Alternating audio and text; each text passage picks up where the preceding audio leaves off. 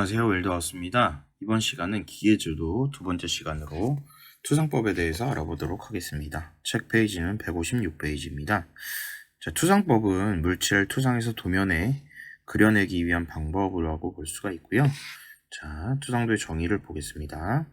투상도란 평면상에 그리는 그림으로 주로 정면도, 평면도, 측면도로 세 방향에서 그리게 되는 보이는 선은 실선, 보이지 않는 선은 파선으로 그립니다. 그리고 투상법은 제3각법을 따르는 것을 원칙으로 하며 필요한 경우에는 1각법을 따르기도 합니다. 그래서 투상의 종류에는 크게 투시투상과 평행투상으로 나눌 수가 있고요. 자, 평행투상은 다시 수직투상과 사투상으로 나눌 수가 있고, 그리고 수직투상에서 정투상과 축축투상으로 나눠지며, 자, 점투상에 정투상이 되겠죠. 자, 일각법과 삼각법이 대표적인 정투상 방법입니다. 그리고 축축투상에서는 등각투상과 부등각투상이 있겠습니다. 그래서 주로는 우리가 많이 볼 수 있는 것은 일각법과 삼각법이고요.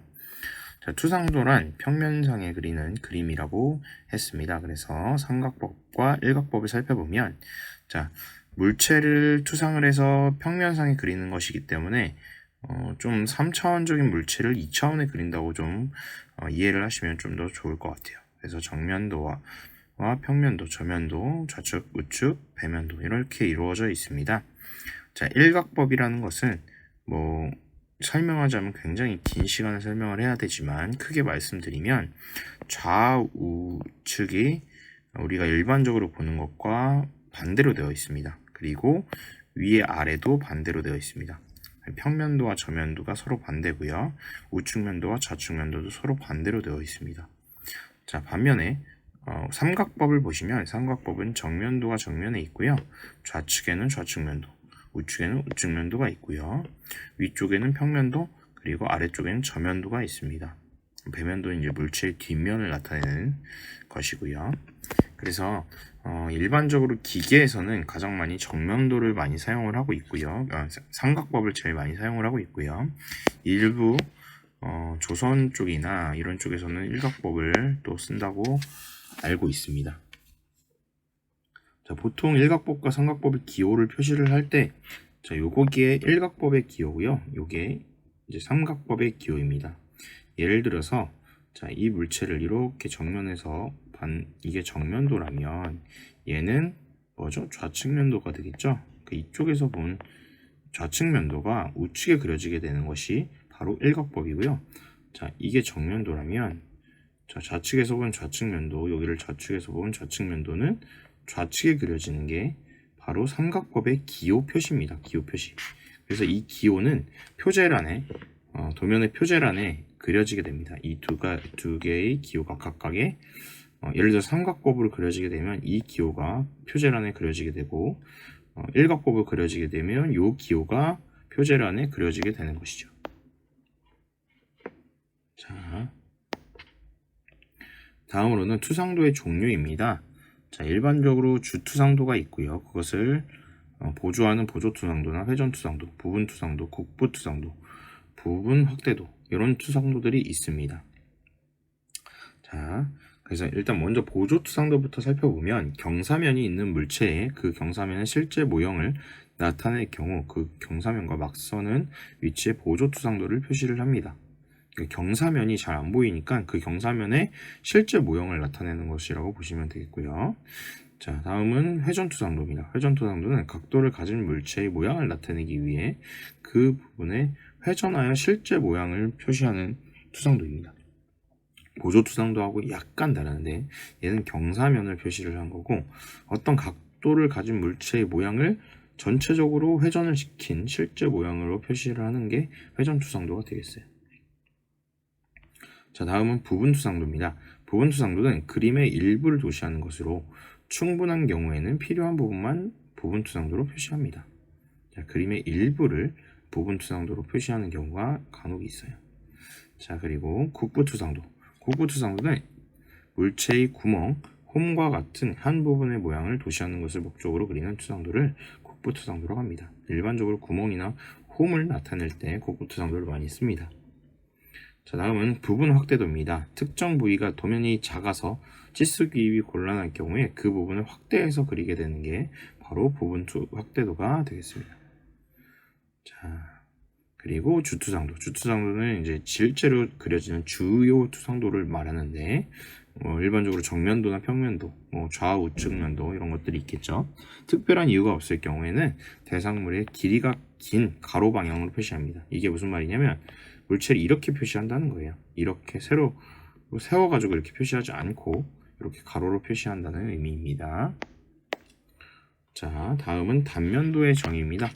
자, 이제 보조 투상도부터 이제 살펴봤고요. 투상도를 이제 단면도를 한번 살펴보겠습니다. 단면도는 물체를 절단해서 보여주는 것이라고 보시면 돼요.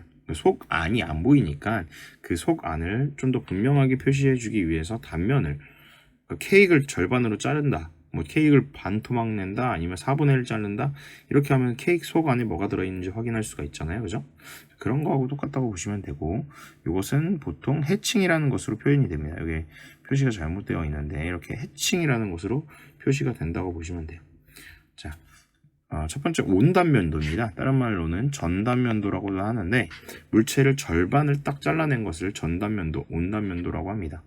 자, 이거는 중심선으로 나타내야 되죠, 원래는. 자, 물체의 전체를 절단면으로 지나가는 단면도를 온단면도라고 합니다. 그래서 딱 절반을 잘라낸 것이고요. 다음은 한쪽 단면도입니다. 한쪽 단면도는 대칭형 물체를 중심선을 기준으로 하여 외형도와 단면도의 절반을 조합하여 표시한 단면도라고 되어 있는데, 자, 우측에는 실제 겉으로 보이는 것을 그려놓고 이제 이 부분, 이 절반만 절단을 하신 거예요. 근데 사실 보면은 얘는 2분의 1을 절반을 절단한 것이고 얘는 4분의 1을 절단한 것이죠. 왜냐하면 이 부분은 실제로 있는 부분이니까 이쪽 4분의 1 정도를 절단을 해서 보여주는 것이라고 보시면 되겠습니다. 자, 다음은 부분 단면도입니다. 자, 한쪽 단면도와 부분 단면도의 큰 차이는 뭐냐면, 한쪽 단면도는 이렇게 절반을 잘라낸 것이고 부분 단면도는 이렇게 일부분을 잘라낸 것이라고 보시면 될 것 같아요. 그래서 파단선을 경계로 해서 이게 바로 파단선입니다. 이 파단선을 경계로 필요로 하는 요소의 부분만 단면으로 표시한 단면도를 부분 단면도라고 합니다. 자, 다음은 회전 도시 단면도입니다. 회전 도시 단면도라는 것은 물체가 이렇게 형상이 이 부분의 형상을 정확하게 모를 때 이 부분을 잘라서 단면을 보여주는 것을 회전 도시 단면도라고 해요. 그래서 이 부분도 회전 도시 단면도가 되겠고 이 부분도 회전 도시 단면도가 될 것입니다. 그래서 핸들이나 바퀴의 암, 림, 훅, 축 이런 것들이 회전 도시 단면도로 그려지게 됩니다. 자, 다음은 전개도입니다. 전개도라는 것은 일체의 표면을 평면 위에 펼쳐서 그리는 도면을 전개도법이라고 하고 전개도라고 합니다. 그래서 박스를 편다고 생각하시면 될 것 같아요. 그래서 전개도법의 종류는 평행선법과 방사선법 그리고 삼각형법이 있습니다. 일반적으로는 평행선법을 가장 많이 사용을 하는 것이고요. 삼각뿔 같은 것들은 방사선법을 이용해서 전개를 합니다. 그리고 삼각형법이라는 것도 있습니다.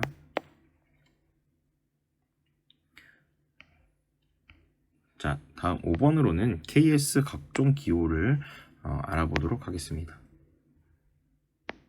자, KS 각종 기호입니다. 일단 재료 기호부터 보겠습니다.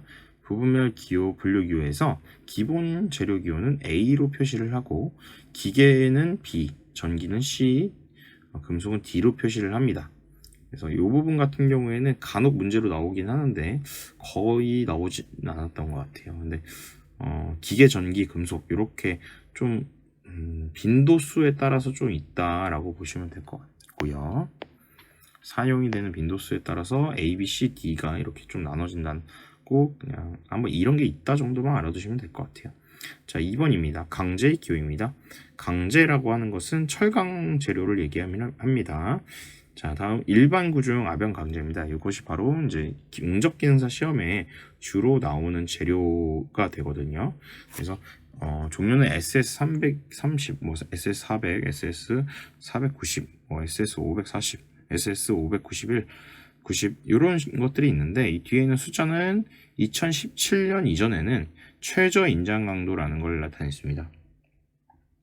인장 강도, 잡아당겼을 때 버틸 수 있는 그 강도가 최저 몇 가지 버틸 수 있나를 뜻했죠. 근데 지금은 2017년도 이후에는 이것이 항복 강도로 변했습니다. 그래서 SS400이라는 거하고 SS275라는 게 지금은 거의 비슷한 재료라고 합니다. 그래서 지금은 이것이 뒤에 있는 숫자가 항복 강도로 변경이 되었다는 점 알고 계시면 좋을 것 같아요. 자, 그리고 기계 구조형 탄소 강제. 이것은 이제 밀림 기능사나 컴퓨터용 밀림 기능사나 컴퓨터용 선반 기능사에 주로 많이 나오는 문제이죠. 자, 재료이죠. SM10C, SM15C, SM35C 이렇게 뒤에 있는 숫자가 무엇을 뜻하냐면 탄소의 함유량을 뜻합니다. 그래서 기계 구조용으로 사용이 주로 되는 강철이라고 보시면 될 것 같아요. 일반 구조용하고 기계 구조용은 목적이 다르죠. 일반 구조, 어떤 구조물을 만들 때 쓰는 것이고, 기계 구조는 기계 이제 구동되는 기계의 구조를 만들 때 사용이 되는 것이라고 보시면 되겠죠. 자, 다음은 스프링 강제입니다. 스프링을 만들 때 사용이 되는 강제 기호는 SPS로 표시를 하고요. 그리고 고속도 공구 강제 SKH라고 표시를 하는데 공구에 사용이 되는 것이에요. 그리고 기계 구조용 탄소 강관 같은 경우에는 STKN, 그리고 탄소 공구관 강제 같은 경우에 STC라고 표시를 합니다. 상당히 조금 사실 이런 문제가 나오면 맞추기가 쉽지는 않습니다. 다 외우기도 진짜 어렵고요. 일단 대표적인 것을 먼저 좀 기억을 하시면 좋을 것 같아요. 그래서 일반 구조형 압연 강제나 기계 구조형 탄소 강제 같은 경우에 상당히 대표적인 제품들이고, 그리고 탄소 공구관 같은 것들이 대표적인 것들이거든요. 강제 중에서 자주 우리가 주변에서 볼 수 있는 것들이기 때문에 이런 것들은 좀 기본적으로 기억을 해두시고 나머지 것들은 좀 추가적으로 알고 계시면 좋을 것 같아요. 자, 다음은 일반 구조형 탄소 강관 같은 경우에 STK라고 표시를 합니다. 자, 그리고 강관이라는 거는 배관을 얘기합니다. 배관, 이런 배관 있잖아요. 이런 배관을 말하는 거예요. 자, 배관용 탄소 강관. 여러분들이 혹시 설비 관련된 학과에 있으면 배관 실습을 하실 텐데 그 배관이 바로 SPP라는 관입니다. 이제 일반적으로 자주 많이 사용이 되고 있는 배관용 탄소 강관이고요. 스틸 파이프 파이핑의 약자입니다. 자, 다음은 압력 배관용 탄소 강관 SPPS라고 하는데 일반 이제 배관용 탄소 강관에 비해서 좀 더 높은 압력을 견딜 수 있는 강관이라고 보시면 될 것 같아요. 자, 그리고 저온 배관용 탄소 강관 스틸 파이프 로우 템퍼러처라고 해가지고 SPLT라고 합니다. 그래서 저온에서 견딜 수 있는 관이라고 말씀드리면 좋을 것 같고요. 그리고 고온 배관용 탄소 강관 SPHT 요것도 있고요. 그리고 배관용 합금관 SPA 스틸 파이프 알로이 요것도 있습니다. 자, 다음은 용접 기본 기호입니다. 자, 용접 기본 기호는 뭐 여러 가지가 있어요. 정말 많죠. 근데 이거는 조금 이런 게 있다 정도만 알아두시면 될 것 같고, 대표적인 것들 몇 가지만 살펴볼게요. 일단은 아무래도 이제 I형 용접이 나오죠. 평면 평형 막대기 이음 용접. 이제 베벨 가공을 전혀 하지 않은 I형 막대기 용접이 있고요. 그리고 한쪽 면만 V형으로 하는 우리 V형 막대기 용접. 가장 많이 일반적으로 볼 수 있는 기호들이고요. 그리고 요 X형 양쪽으로 양면 개선을 해서 V형 막대기 용접을 양쪽으로 개선을 해서 X형 이렇게 된 것도 있고요. 그리고 한쪽 면 K형이라고 해서 이렇게 한면 개선, 단면 개선이라고 일반적으로 부르는 이런 기호도 있습니다.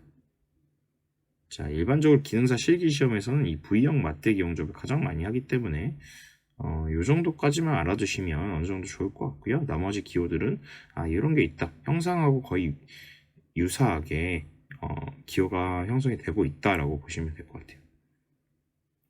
자, 그리고 요 필렛 용접 자주 나오죠. 이 필렛 용접. 그리고 스판 용접도 자주 문제가 나옵니다. 그래서 이 부분 같은 경우에는 조금 별표를 쳐 두시고, 10용접이나 플러그 용접, 슬롯 용접 이런 것도 자주 나오거든요. 그래서 요거는 좀 암기를 해주시면 좋을 것 같아요. 요 네 가지. 그래서 필렛 용접도 이거 기능사 시험 실기 시험에 나오는 것이죠. 그래서 이렇게 T형으로 놓고 이 부분을 용접을 하는 것이 바로 필렛 용접입니다. 그리고 스판 용접은 앞서 살펴봤지만 일부분을 모젤 제살로 해서 저항을 이용해 가지고 스팟을 점 용접을 하는 것이죠. 그래서 이렇게 동그랗게 원형으로 표시를 합니다. 자, 다음 10용접 같은 경우에는 이 스판 용접이 연속돼서 있다고 보시면 될 것 같아요. 그래서 이렇게 중간에 있는 짝대기를 두 개를 그어주면 이것이 10용접이 됩니다.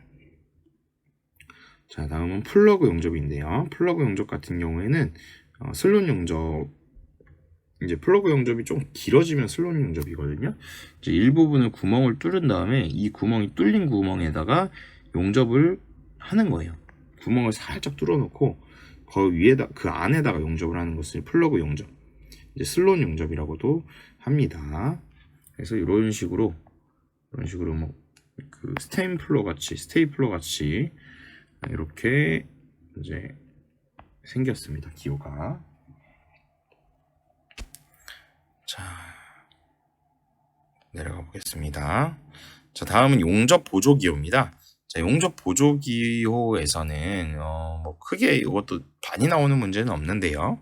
자, 일단 표면 용접 같은 경우 평면인 경우가 있고 볼록형인 경우가 있고 오목형인 경우가 있습니다. 이 부분 같은 경우에는 간혹 이제 현장에서 실제로 볼록형이나 볼록형으로 용접을 해라라는 경우가 있기 때문에 이렇게 나오는 것인데, 이제 예를 들어서 뭐 이런 식으로 그린 다음에 이걸 이렇게 그릴 수도 있고, 뭐 예를 들어서 이거를 오목하게 하려고 하면은 이런 식으로 그릴 수도 있을 거예요. 필렛 용접의 경우에 그렇다는 말씀드립니다. 자, 그리고 다음으로는 다듬질 방법. 이 다듬질이라는 건 뭐냐면 이제 작업이 완료가 된 다음에 이제 이거를 어떻게 그 부분을 마지막 처리를 어떻게 할 것이냐라고 보시면 될 것 같아요. 그래서 시핑을 할 것이냐, 연삭을 할 것이냐, 절삭을 할 것이냐, 아니면 아무것도 안 할 것이냐, 뭐 이런 걸 의미하는 것이죠. 보통 이제 그리지 않는 경우도 많습니다. 보조기호 같은 경우에는. 자, 그리고 다음으로는 여기 옆에 보시면은 영구적 덮개판을 쓰는 경우. 이게 뭐냐면 우리가 V형 맞대기 용접을 하면 이런 식으로 용접을 하잖아요. 이렇게 용접을 하는데 이 뒷면 이면 비드가 이렇게 튀어나오잖아요. 튀어나오는데 이 부분을 뭔가 막아줄 수 있는 덮개판을 영구적으로 용접을 할 것이냐, 아니면 용접을 한 다음에 제거를 할 것이냐, 이걸 의미하는 것입니다. 그래서 이제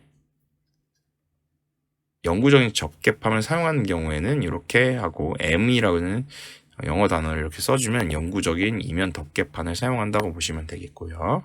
그리고 제거 가능한 덮개판을 사용하는 경우에는 M이 아니라 이렇게 MR이라고 이렇게 써줍니다. 지금 이게 편집하는 과정에서 약간 오류가 있었던 것 같아요. 자, 그리고 끝단부 토를 매끄럽게 하는 것은 이 MR이 위로 올라와야 되겠죠. 끝단부 토를 매끄럽게 한다는 게 뭐냐면 끝단부가 끝나는 부분을 좀 매끄럽게 잘 해라, 뭐 이런 의미가 되겠죠.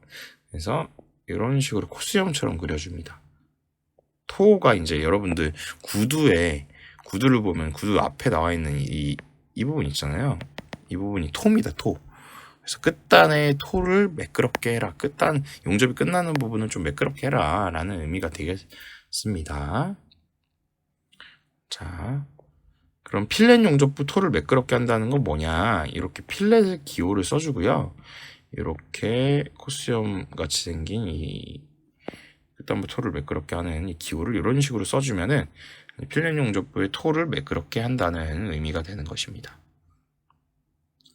자, 이건 좀 오류가 있었던 부분이라서 책에 수정을 좀 해주시고요. 다음 개정판에서는 수정을 해서 이제 기판을 하도록 하겠습니다. 자, 다음은 현장 용접입니다. 현장 용접은 이렇게 깃발 표시를 해주면 현장 용접이 되는 것입니다. 자, 그리고 온둘레 용접. 온둘레 용접 같은 경우에는 이 전체를 다 용접해라는 의미인데, 보통은 뭐 플랜지 용접이나 또는 뭐 사각 파이프도 온둘레 용접이 가능하죠. 파이프를 어떤 철판에다가 붙일 때 온둘레 용접을 쓰죠. 자, 그리고 이제 온둘레 현장 용접 같은 경우에는 이제 공장에서 할 수 없을 때, 공장에서 작업을 할 수 없을 때 현장에서 용접을 해라 라는 의미가 될 것 같아요. 그래서 깃발이 표시가 있으면 실제 현장에 가서, 필드에 가서 용접을 해라 라는 의미가 되겠죠. 그래서 보조기업 표시의 예인데요. 이렇게 돼 있으면, 깃발이 표시가 있으면 현장에서 용접하라는 의미예요. 그거를. 그리고 온둘레 용접, 이게 파이프라고 한다면 이 파이프 전체를 다 용접해라 라는 의미로 이렇게 동그라미를 쳐주는 것입니다. 자, 파이프 전체를 필렛 용접을 하라는 것이죠. 자, 그리고 온둘레도 하고 현장에서 온둘레 용접을 해라 라는 의미가 되겠죠. 이것은. 자, 그래서 이제 용접 기호 같은 경우에는 일반적으로 이렇게 지시선 같이 되어 있는 화살표로 표시를 합니다. 그래서 화살표로 표시를 하는 것을 지시선이라고 하고요. 그리고 여기서 나온 실선을 기준선이라고 합니다. 그리고 그 아래에 있는 점선을 식별선이라고 하고요. 그리고 여기에 기호가 써지게 되는데, 이 뒤에다가 이제 꼬리를 하나 더 만들어서 다른 정보를 표시해 주기도 합니다. 그래서 이 위에도 이제 표시를 해줄 수 있는 기호들이 있고요. 뭐 자세를 표시한다든지 아니면은 뭐 치수를 표시한다든지 할 수 있는 것이죠. 이렇게 이 부분과 이 부분에 지금 여기 같은 경우에는 V형 맞대기 용접, V자로 이렇게 써놨잖아요. V형 맞대기 용접을 의미하는 것이고요. 자, 예를 들어서 I형으로 의미한다면 이게 이제 11 이렇게 돼 있을 거예요. 이게 I형 맞대기 용접이 되겠죠. 자, 여기서는 V자 형태로 이렇게 써두고요. 제가 이제 찾아본 게 ISO 규격하고 AWS 미국 규격하고 좀 다릅니다. 그래서 일반적으로 ISO 규격을 우리나라는 따르고 있기 때문에 요게 ISO 규격이라고 보시면 될 것 같고, 예전에는 또 AWS 규격도 사용을 했는데 이제 현장에 계신 분들은 아직까지도 많이 쓰시더라고요. 얘를 이렇게 하고, 자, 이 뒤쪽으로 이렇게 기호를 그리는 경우, 이건 경우가 이제 미국 용접협회에 나오는 규격들입니다. 그래서 제가 여러 가지 도면들을 살펴보면 이렇게 돼 있는 게 있고 이렇게 돼 있는 게 있습니다. 그래서 두 개 다 틀린 건 아닙니다. 그냥 이 기호를 만든 단체가 다른 것 뿐이에요.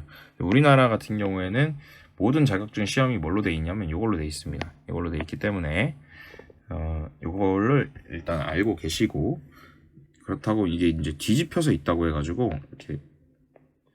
이렇게 뒤집혀서 예를 들어서 있다고 해도 너무 당황하지 마시고, 이런 경우에는 뒤집혀 있는 것이 그 자리를 용접하라는 의미입니다. 좀 약간 다른데 이것은 혹시라도 문제에 나오면은 좀 더 살펴보도록 할게요. 자, 다음은 치수 표시 방법의 예시입니다. 요 문제도 이제 간혹 출제가 되는데요. 그렇게 어렵진 않은데, 플러그 용접, 아까 플러그 용접 봤잖아요. 플러그 용접이 뭐였냐면 이렇게 철판을 놓고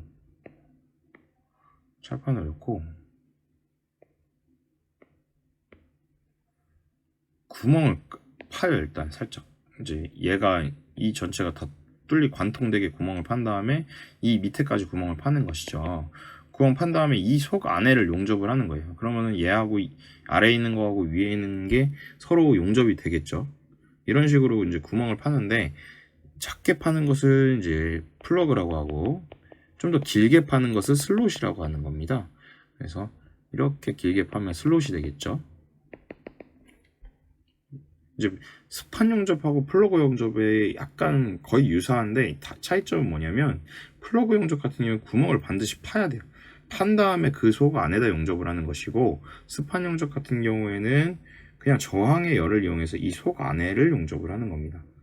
그래서 스판 용접과 플러그 용접이 그런 차이가 있다는 점 좀 알고 계시고요. 구멍의 지름, 이 앞에 있는 부분이 구멍의 지름이고요. 얘는 슬롯의 넓이가 됩니다. 그리고 n 같은 경우에 용접부의 수, n은 이제 넘버의 약자라고 생각하시면 돼요. 넘버의 약자라고 생각하시면 됩니다. 넘버의 약자입니다. 그래서 n 용접부의 수, 그리고 자 L 같은 경우에는 용접부의 길이를 의미하는데, 플러그 용접은 구멍이라고 얘기했잖아요. 그러니까 구멍의 지름으로만 한 가지로 표시를 하고, 슬롯 같은 경우에는 이렇게 길이가 길잖아요. 길이가 기니까 용접부의 길이까지도 표현을 하는 거예요. 그리고 이 같은 경우에는 예를 들어서 플러그가 하나가 있고 이렇게 두 개가 있다면 이 사이의 간격을 의미하는 것입니다. 그리고 슬롯도 예를 들어서 이렇게 슬롯이 있고 이런 식으로 슬롯이 있다면 이 슬롯과 슬롯 사이의 간격, 이것이 바로 이제 EA가 의미하는 것이라고 보시면 되겠습니다. 자, 다음은 스판 용접입니다. 이 스판 용접 같은 경우에는 점 용접의 지름, 그러니까 스판 용접의 지름, 그리고 용접부의 수, 그리고 용접부의 간격으로 이렇게 표시를 합니다. 그럼 지금 앞서 봤던 플러그하고 스판 용접하고 가장 유사하죠. 요 아래에 있는 건 지름이고요. n은 용접부의 수, 그리고 e는 용접부의 간격이에요. 대체적으로 거의 다 비슷합니다. 자, 10용접 같은 경우에 스판 용접이 연속해서 된 것입니다. 스판 용접이 이렇게 돼 있으면 10용접은 이 스판 용접이 여러 개가 겹쳐가지고 된 거라고 보시면 되겠고, 10용접 같은 경우에 일반적으로 롤러와 롤러 사이에, 이런 롤러와 롤러 사이에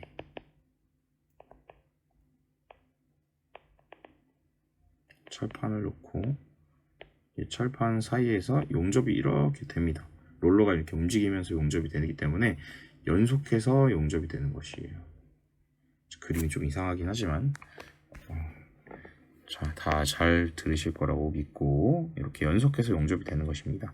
스팟이 연속해서 된다고 보시면 될 것 같아요. 그래서 용접부의 너비가 이제 필요할 것이고요. 용접부의 개수, 그리고 용접부의 길이, 용접부의 간격이 들어갈 것입니다. L은 일반적으로는 길이를 뜻하죠.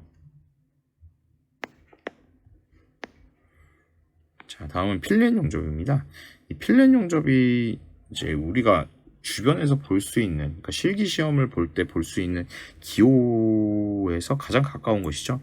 사실 이제 스판 용접이나 심 용접이나 플러그 용접을 우리가 주변에서 보긴 힘들어요. 그러니까 시험에서는 나오지만, 필기 시험에서는 나오지만 일반적으로 많이 보긴 힘들죠.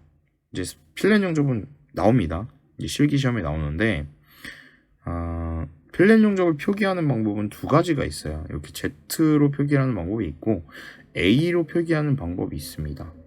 그래서 Z하고 치수가 적혀 있는 경우가 있고 A하고 치수가 적혀져 있는 경우가 있어요. 근데 우리나라에서는 일반적으로 A를 쓰지 않고 Z를 많이 씁니다. 자, 이게 무슨 말이냐면, 자, 필렛 용접이면은 이런 식으로 철판을 세워두고 용접을 하게 되는데, 이렇게 용접을 합니다. 이렇게 용접을 하겠죠. 용접을 할 텐데 요 길이가 있을 것입니다. 요 길이, 그리고 요 길이가 있을 거예요. 그리고 요 길이가 있을 것입니다. 그래서 일반적으로는 우리가 쓰는 것은 이것과 이것을 씁니다. 그래서 이 부분을 뭐라고 하냐면 목 길이라고 합니다. 목 길이. 목 길이라고 해요. 목 길이. 다른 말로는 뭐라고 하냐면 각장이라고 합니다. 각장. 그래서 우리가 각장이라고 부르는 것은 이 목 길이를 의미를 합니다. 근데 굉장히 헷갈리는 게 바로 이 부분입니다. 이 부분은 각장이라고 부르지 않고 목 두께, 목 높이라고 되어 있는데 일반적으로 목 두께를 많이 쓰고요. 그리고 강목이라는 단어를 씁니다. 그래서 이게 좀 많이 헷갈려요. 그래서 이게 각장인지 이게 각장인지, 그러니까 목 길이가 각장인지 목 두께가 각장인지가 많이 헷갈리거든요. 근데 이 각장, 목 두께는 강목은 생각하지 마시고 이 목 길이만 생각하시면 좋을 것 같아요. 그래서 다시 그려보면 이렇게 부채꼴 모양으로 생겼잖아요. 필렛 용접을 여러분들이 해보신 분들은 알겠지만 보통 용접을 하면 이런 식으로 나오거든요. 그랬을 때 이 부분과 이 부분의 길이가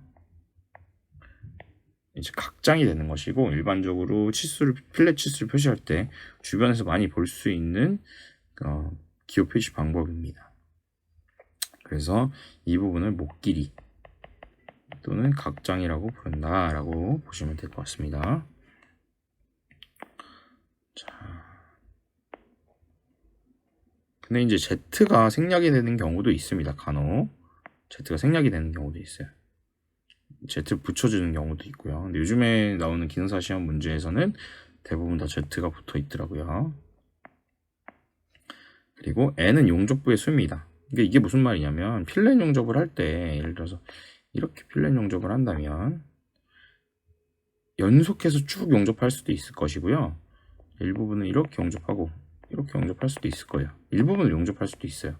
그래서 이게 두 개가 되면 이 사이 간격이 있잖아요. 용접을 하지 않은 간격이 있잖아요. 그래서 뭐 용접부의 길이를 뜻한다고 했다면 예를 들어서 뭐 용접부의 수가 2개고 곱하기 길이가 예를 들어 50mm다. 50mm 용접을 2번 해라 라는 의미가 되겠죠. 그리고 이 사이 떨어진 간격, 이 떨어진 길이는 한 뭐 30mm 떨어져 있다. 뭐 이런 식으로 표시를 하면 그 뒤에 있는 이 부분이 그 정보가 나오는 것이죠. 그랬을 때 이런 식으로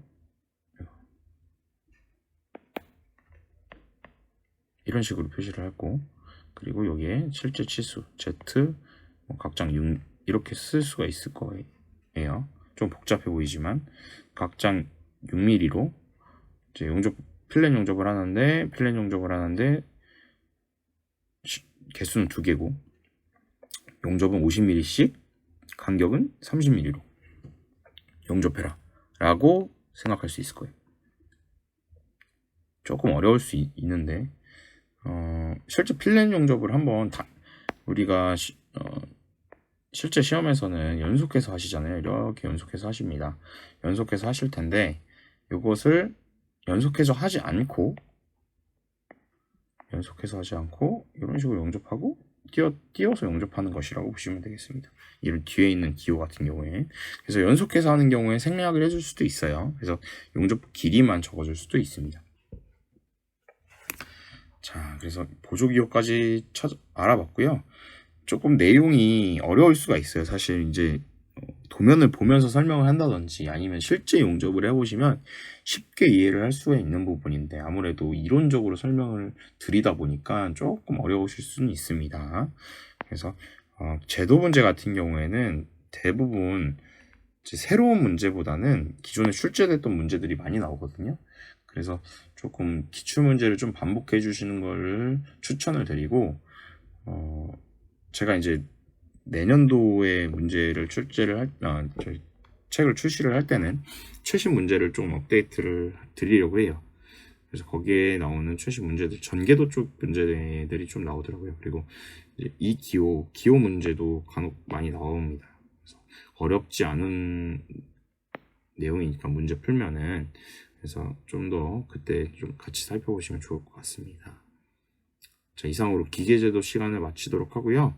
다음 시간엔 배관 제도까지 하고 문제를 이제 완전 풀고 하도록 하겠습니다. 감사합니다.